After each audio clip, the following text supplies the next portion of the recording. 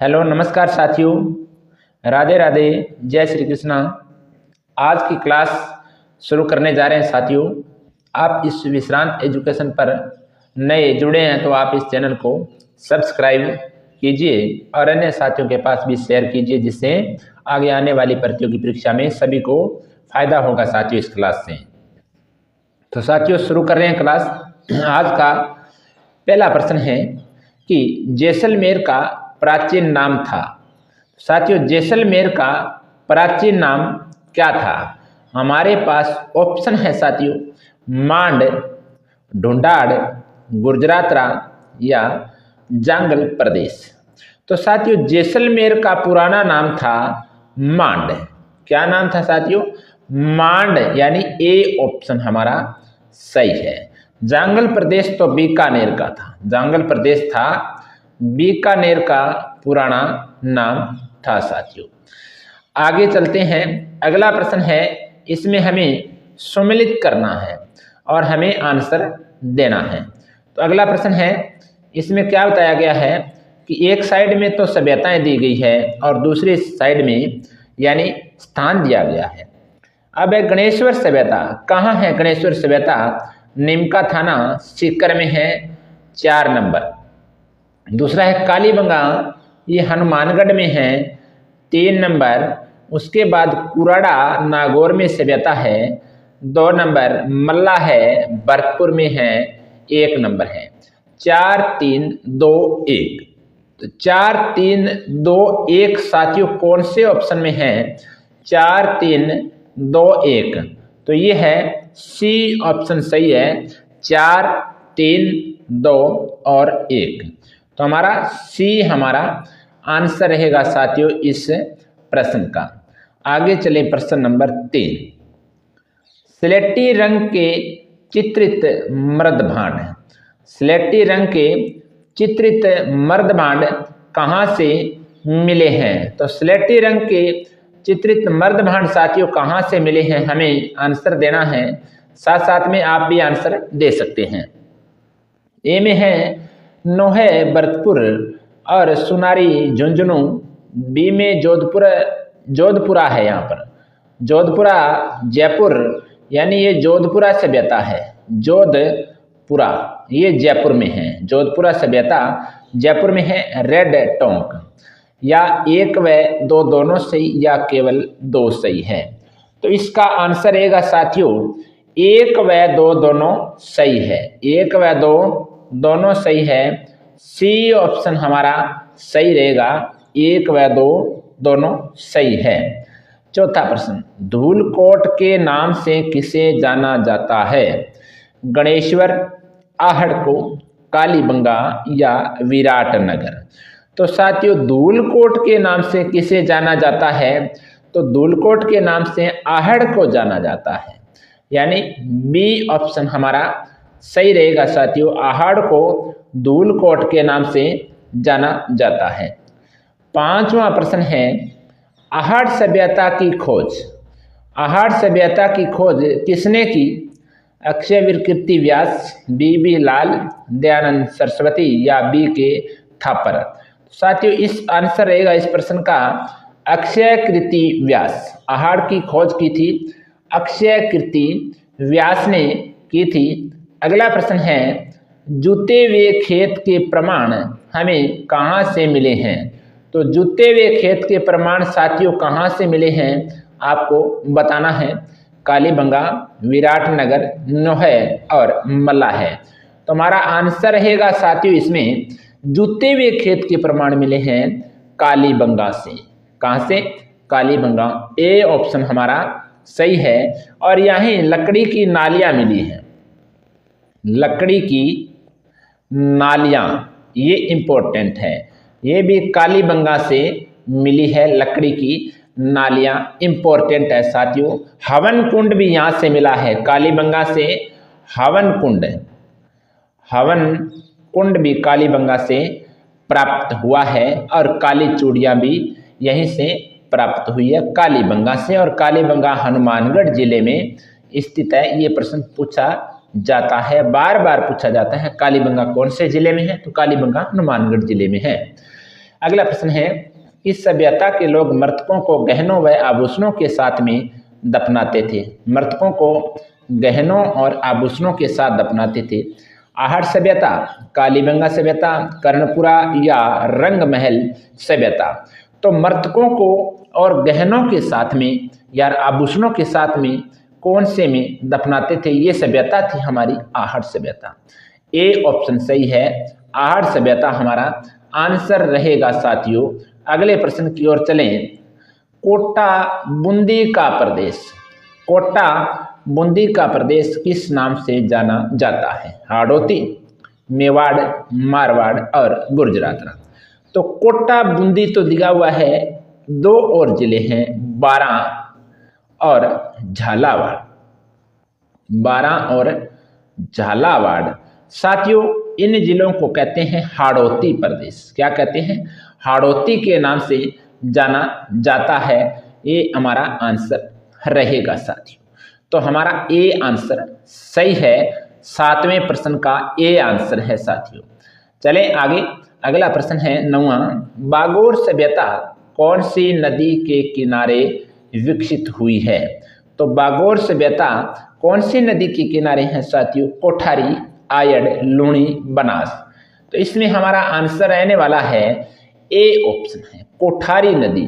बागोर सभ्यता कोठारी नदी पर है और ये भीलवाड़ा में है। बागोर भीलवाड़ा में है, ये हमें ध्यान रखना है साथियों। चलिए अगले प्रश्न की ओर। बागोर सभ्यता से किस धातु के उपकरण प्राप्त हुए हैं? तो बागोर सभ्यता में कौन सी धातु के सबसे ज्यादा उपकरण प्राप्त हुए हैं? कांसा, तांबा, लोहा, चांदी। तो साथियों बागोर सभ्यता से सर्वाधिक उपकरण हैं वो तांबे के मिले हैं, यानी बी ऑप्शन सही है। बी तांबा सबसे ज्यादा मिला है साथियों। ये हमें कांसा नहीं मिला, लोहा चांदी भी नहीं मिला, इसलिए हमारा आंसर रहेगा तांबा। अगला प्रश्न है 11वां, बहुत ही सुंदर प्रश्न है। राजस्थान अध्ययन बुक कक्षा 9th और 10th से लिए गए प्रश्न है। कृषि व पशुपालन के प्राचीन साक्ष्य कहाँ से प्राप्त हुए हैं? तो कृषि व यानी पशुपालन, पशुपालन, कृषि और पशुपालन दोनों की बात कर रहे हैं। अकेली कृषि होती तो हम कालीबंगा कर देते, लेकिन कृषि और पशुपालन दोनों के सर्वाधिक साक्ष्य कहाँ से प्राप्त हुए हैं? प्राचीन साक्ष्य, कालीबंगा, कर्णपुरा, बागोर, रंगमहल, यानी बागोर, यानी हमारा आंसर रहेगा साथियों बागोर। सी ऑप्शन सही है। सी से हमें कृषि के साक्ष्य मिले हैं, प्राचीन साक्ष्य, और पशुपालन भी मिले हैं साक्ष्य, पशुपालन के साक्ष्य भी हमें प्राप्त हुए हैं, ये बागोर से प्राप्त हुए हैं साथियों। अगला प्रश्न है 12वां प्रश्न है। इसमें दिया गया है कि गणेश्वर सभ्यता किस नदी के किनारे हैं? इंपॉर्टेंट प्रश्न है और बार बार पूछा जाता है कि गणेश्वर सभ्यता कौन सी नदी के किनारे हैं? कांतली, बेड़च नदी, काली सिंध और माही नदी के किनारे हैं। तो साथियों गणेश्वर सभ्यता है ये कांतली नदी के किनारे है, सीकर में है। कहाँ है साथियों? सीकर में है। ये प्रश्न भी पूछा जाता है। आगे चले नंबर 13, क्वेश्चन नंबर 13। अत्यधिक मात्रा में यानी तांबे के आयुध उपकरण, आयुध व उपकरण, तांबे के आयुध व उपकरण कहाँ से प्राप्त हुए हैं? कर्णपुरा से, गणेश्वर से, बेराट से और नौह से। तो साथियों अत्यधिक मात्रा में तांबे के आयुध और उपकरण मिले हैं साथियों गणेश्वर से, यानी बी हमारा सही है। ये नीम का थाना सीकर में सभ्यता है। गणेश्वर कहाँ है? सीकर में है। आगे चलें प्रश्न नंबर 14। प्रश्न नंबर 14 में क्या बताया गया है कि गणेश्वर से मिट्टी के बने मर्दभांड मिले हैं, उन्हें क्या नाम दिया गया? तो कपस्वर्णी, आयार स्वर्णी और मृदभांड करसानु या ताम्र वर्णी। साथियों इसको नाम दिया गया था करपस, यानी सह षटकोण वाला सह, और वर्णी कप यानी करपस वर्णी नाम दिया गया था। तो करपस वर्णी हमारे इसमें ऑप्शन में ए नंबर ऑप्शन में हमारा आंसर रहेगा करपस वर्णी। ए ऑप्शन हमारा करेक्ट है। आगे चलें साथियों अगले प्रश्न में। 15 नंबर प्रश्न है आज का। 15 नंबर प्रश्न में है कि किस सभ्यता से तांबा, हड़प्पा तथा मोहनजोदड़ो को भेजा जाता था? कौन सी ऐसी सभ्यता जिसे तांबा, हड़प्पा और मोहनजोदड़ो दोनों को भेजा जाता था? बेराट से, मलाय से, नोहे से या गणेश्वर से? तो सर्वाधिक तांबा यानी गणेश्वर से भेजा जाता था। ए ऑप्शन हमारा सही है साथियों, गणेश्वर। तो गणेश्वर सभ्यता हमारा डी ऑप्शन सही, सॉरी डी ऑप्शन सही है, यानी गणेश्वर सभ्यता से हड़प्पा तथा मोहनजोदड़ो को तांबा भेजा जाता था। अगला प्रश्न 16 नंबर प्रश्न है साथियों कि गणेश्वर सभ्यता का उत्खनन किसके निर्देशन में हुआ? किसके निर्देशन में हुआ गणेश्वर सभ्यता का? बी के माली, रतन चंद्र अग्रवाल, बी के पुरी, आर के झा। साथियों इसका हमारा आंसर रहेगा यानी रतन चंद्र अग्रवाल। बी ऑप्शन सही है, रतन चंद्र अग्रवाल, यानी गणेश्वर सभ्यता का उत्खनन रतन चंद्र अग्रवाल के निर्देशन में हुआ था। तो रतन चंद्र अग्रवाल हमारा आंसर सही रहेगा साथियों। आगे 17 नंबर प्रश्न है साथियों। 17 नंबर प्रश्न में क्या लिखा है कि किस सभ्यता में रोमन एम्फोरा, सुरा पात्र वह एक यूनानी सुराही मिली है? तो किस सभ्यता से मिली है? बीनमाल से, रेड से, गणेश्वर से या कालीबंगा से? तो साथियों इसका आंसर रहने वाला है भीनमाल। भीनमाल साथियों जालोर में है, जालोर में है भीनमाल, यानी भालू अभयारण्य सुंदा माता जालोर में है और भीनमाल भी जालोर में है, ये भी हमें ध्यान रखना है साथियों। अब चलते हैं अगले प्रश्न की ओर। अगला प्रश्न है आज का 18वां प्रश्न है, भीनमाल का पुराना नाम क्या था? तो भीनमाल का पुराना नाम उपरमाल, श्रीमाल, जांगल, मेरवाड़ा। साथियों इसका आंसर रहने वाला है आज के इस प्रश्न का श्रीमाल। भीनमाल का पुराना नाम क्या था? तो पुराना नाम था साथियों श्रीमाल, श्रीमाल। और जैसलमेर का था मांड, ये भी हमें ध्यान रखना है, और बीकानेर का था जांगल प्रदेश। अगला प्रश्न है 19वां प्रश्न साथियों। 19वां प्रश्न में बताया गया है कि ईसवाल कहाँ है? बहुत ही अच्छा प्रश्न है। जैसे पूछा जाता है कि खानवा कहाँ है, ऐसा प्रश्न आता है कि खानवा कहाँ है? तो खानवा कहाँ है साथियों?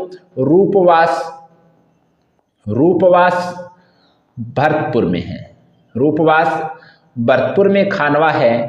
तो ईसवाल कहाँ है? तो ईसवाल कहाँ है साथियों ये हमें बताना है। तो ईसवाल है उदयपुर में। बी ऑप्शन सही है, ईसवाल उदयपुर में है, ये हमें ध्यान रखना है। आगे चले, आज का साथियों अंतिम प्रश्न रहने वाला है और आज की क्लास का भी ये लास्ट प्रश्न है, यानी मत्स्य जनपद में स्थित बेराट जयपुर की पहाड़ी, बेराट जयपुर की पहाड़ी, भीम की डोंगरी, महादेव की डोंगरी से किस सभ्यता के अवशेष प्राप्त हुए हैं? लोह एवं कांस्य युगीन, हड़प्पा व मौर्यकालीन, कांस्य व ताम्रकालीन, कांस्य व लोहकालीन अवशेष मिले हैं। इसका आंसर रहने वाला है साथियों हड़प्पा व मौर्यकालीन, हड़प्पा व मौर्यकालीन अवशेष प्राप्त हुए हैं। मत्स्य जनपद की राजधानी पूछी जाती है, तो मत्स्य जनपद की राजधानी कौन सी थी? तो मत्स्य जनपद की राजधानी थी साथियों विराटनगर, विराटनगर थी, विराटनगर जयपुर, विराटनगर जयपुर थी मत्स्य जनपद की राजधानी, हमारा आंसर रहेगा साथियों। तो आज की क्लास में साथियों हमने पढ़े आज 20 प्रश्न, बहुत ही अच्छे प्रश्न थे, 1 से लेकर 20 प्रश्न हैं, इनका हमने अध्ययन किया। तो आप साथियों इस क्लास में नए जुड़े हैं, इस चैनल पर नए जुड़े हैं, तो आप इस चैनल को सब्सक्राइब कर लीजिए, यानी रोजाना ये आपको जीके के प्रश्न मिलते रहेंगे। जो भी प्रतियोगी परीक्षा होगी उस प्रतियोगी परीक्षा में आपको प्रश्न हूबहू मिलेंगे साथियों। तो साथियों आज हम इस क्लास को यहीं विराम देते हैं, अगली क्लास में मिलेंगे, तब तक साथियों जय हिंद, धन्यवाद।